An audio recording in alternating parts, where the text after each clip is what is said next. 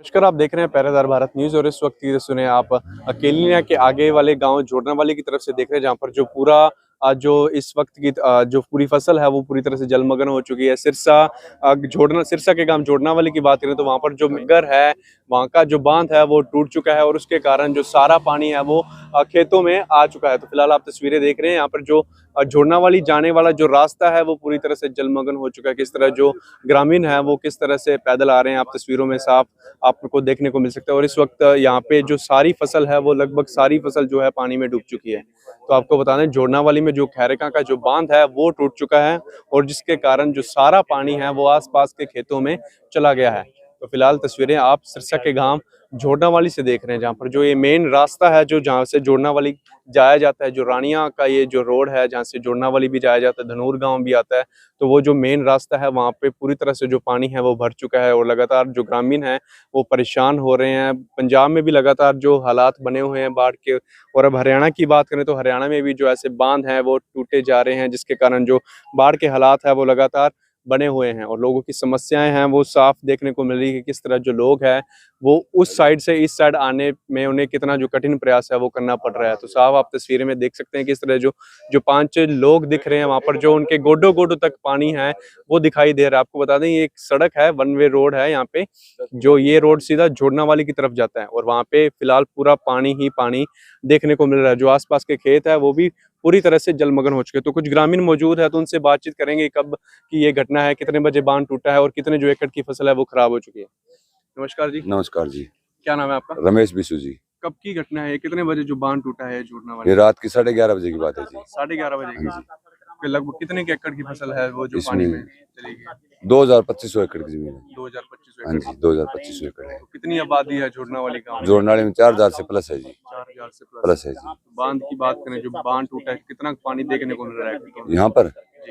यहाँ पर कम से कम 6 फुट पानी हो जाएगा जी। 6 फुट पानी हो जाएगा। जो ये रास्ता है जो जोड़नावाली पूरी तरह ये से बिल्कुल ये बंद हो गया जी। बंद हो गया। बिल्कुल। आप आगे वाली साइड हमने देखा कि आप उधर से आ रहे हैं, तो वहाँ के क्या हालात हैं जहाँ पे बांध टूटा? वहाँ के हालात नाजुक है जी, बिल्कुल बढ़ी रहा है पानी, बढ़ी रहा है पानी। वहाँ पे पानी लगातार बढ़ता रहा है। लगातार बारिशें भी हो रही है, जिसके कारण जो प्रभाव है वो घग्गर में पड़ रहा है, घग्गर उफान पर है। हाँ जी, हाँ जी, हाँ जी।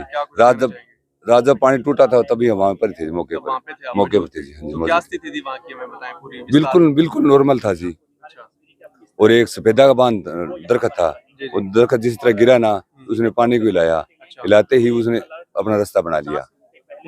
बंद था कम से कम 2-2.5 फुट ऊपर, तो 2-2.5 फुट के ऊपर से पानी वो निकल गया एकदम। एक बार निकल गया, उसके बाद कंट्रोल नहीं हुआ। गांव में पानी गया जोड़नावाली में? जोड़नावाली में नहीं गया जी, गांव में नहीं। ये केलने गांव की तरफ पानी आ रहा है जी। ये जो पानी है कौन कौन से गांव को प्रभावित कर सकता है? ये मीरपुर करेगा जी, अहमदपुर, सुखचैन, केलनिया, खोपा डाणी, नानकपुर और ऑटो एड चला जाएगा फिर ये। जी, ये रास्ता है। और कहीं कोई गांव प्रभावित होता है इन पानी से? इस गांव से कोई प्रभावित नहीं होंगे जी, और कोई प्रभावित नहीं होंगे जी। क्या कुछ कहना चाहेंगे, इतना नुकसान हो गया, किसका जो ये किसके खेत हैं यहाँ? ये आम जमींदार के खेत हैं जी। हाँ, हमारा भी खेत है, इन भाई का भी खेत है, इनका भी खेत है, सभी का खेत है जी। सभी के खेतों का काफी नुकसान हो गया, लेकिन प्रशासन ने बहुत मदद की जिस बार। प्रशासन की मदद की कैसे? इसके बाद से पोपलेन हमारे को दे दी, जेसीबी हमारे को दे दी, और नरेगा के जो बंदे थे वो भी इस बांध पर दे दिए थे। कितनी फसल मान के चलते हैं, कितनी फसल खराब हुई? फसल तो समझो 15 करोड़ रुपए की फसल नुकसान हो गई, अंदर 1500 करोड़ रुपए की, 100 करोड़ रुपए की, 1500 करोड़ रुपए की जी। हाँ, 1500 करोड़ की फसल खराब हो गई। और मीरपुर का सरपंच और अहमदपुर के सरपंच ने दिन रात एक रखी है जी।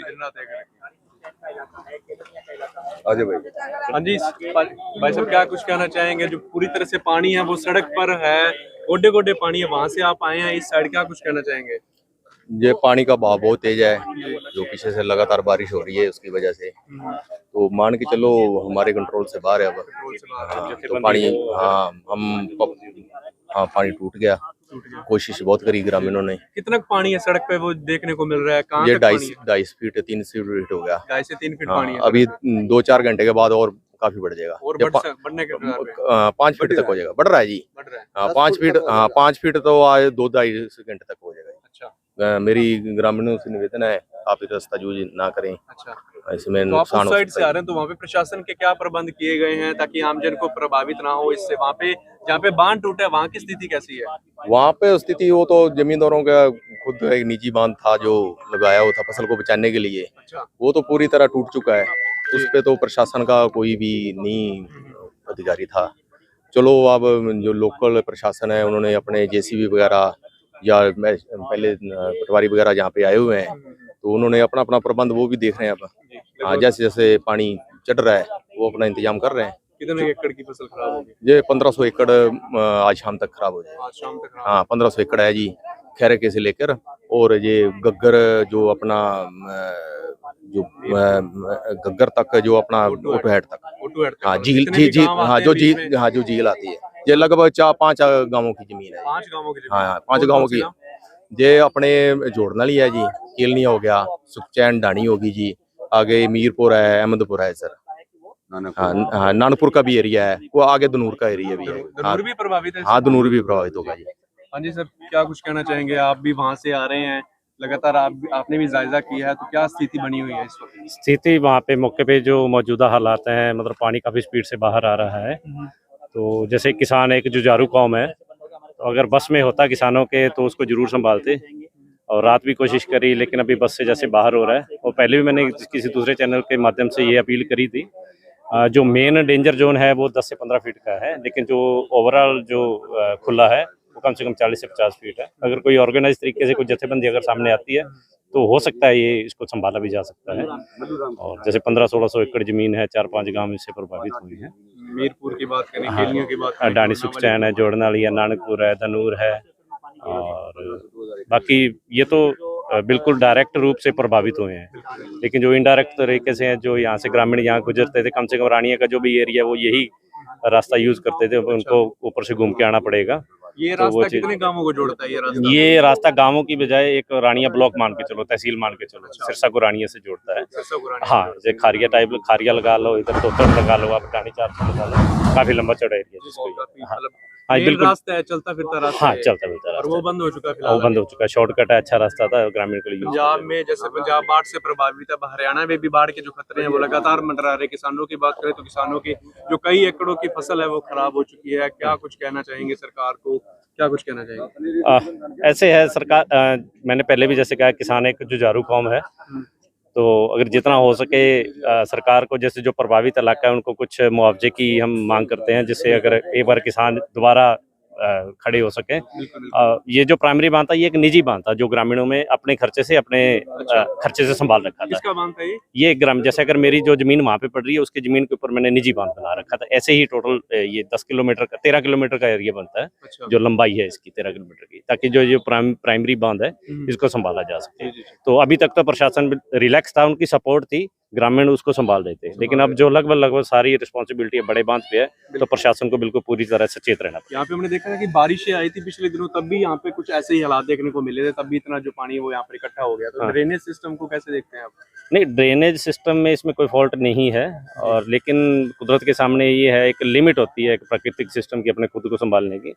अगर हम मौजूदा साल में अगर बात करें तो यहाँ पे 110 से 115 mm के आसपास बरसात होती है। तो ये 2 दिन के अंदर ही हमारे पास 250 mm बरसात हुई है। तो मतलब साल की 2 दिन में दुगनी बरसात 2 दिन में हो रही है। पूरे साल की बरसात 2 दिन? हाँ, 2 दिन में हो रही है। तो कहीं ना कहीं जो मतलब ये अस्त व्यस्त होना तो ये तय था, लेकिन काफी हद तक ग्रामीणों ने इस चीज को संभाल रखा। हमारी एक अपील है, डेरा सच्चा सौदा संत बाबा गुरमीत राम रहीम सिंह जी, उनकी ग्रीन वेलफेयर फोर्स अगर यहाँ पे थोड़ा सा साथ देती है, आके मौके पे अगर देखें तो कहीं ना कहीं स्थिति को थोड़ा सा संभाला जा सकता है। हाँ, तो क्योंकि और एक ऑर्गेनाइजेशन के तरीके पे थोड़ा सा सिंक्रोनाइजेशन होता है आपस में जितने मेंबर्स हैं, तो इस चीज़ को संभाला जरूर जा सकता है। तो एक लंबा चौड़ा जितना नुकसान जरूर हुआ है, आगे होने वाले नुकसान को काफ़ी हद तक बताया जा सकता है। ये तस्वीरें आप हमारे चैनल के माध्यम से देख रहे हैं, जहाँ पर जो ये मेले हुए नजर आ रहे हैं, तो तस्वीरें आप हमारे चैनल के माध्यम से देख रहे हैं। जो वहाँ पर जो बांध दिखाई दे रहा है सामने,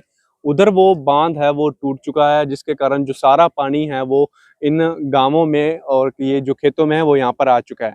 कई गांव इससे प्रभावित होने वाले हैं, मीरपुर, अहमदपुर, केलनिया, जोड़नावाली, धनूर, और ये ओटू तक जो पानी है वहाँ पर जाने की जो संभावना है वो ग्रामीणों द्वारा बताई जा रही है। लगभग 1500 एकड़ की जो फसल है वो यहाँ पर खराब होती हुई दिखाई दे रही है। तो लगातार आप चैनल हमारे ये तस्वीरें हमारे चैनल के माध्यम से देख रहे हैं, तो वीडियो को ज़्यादा से ज़्यादा शेयर करें ताकि ये जानकारी लोगों तक पहुंच सके, ताकि ये जो रास्ता है वो आमजन यूज़ ना करें, यहाँ पर रात के समय आने की गलती कोई ना करे, क्योंकि जो ये रास्ता है फिलहाल पूरी तरह से बंद हो चुका है। तो सच के साथ देखते रहें पहरेदार भारत न्यूज़। वीडियो को ज़्यादा से ज़्यादा शेयर करें। धन्यवाद।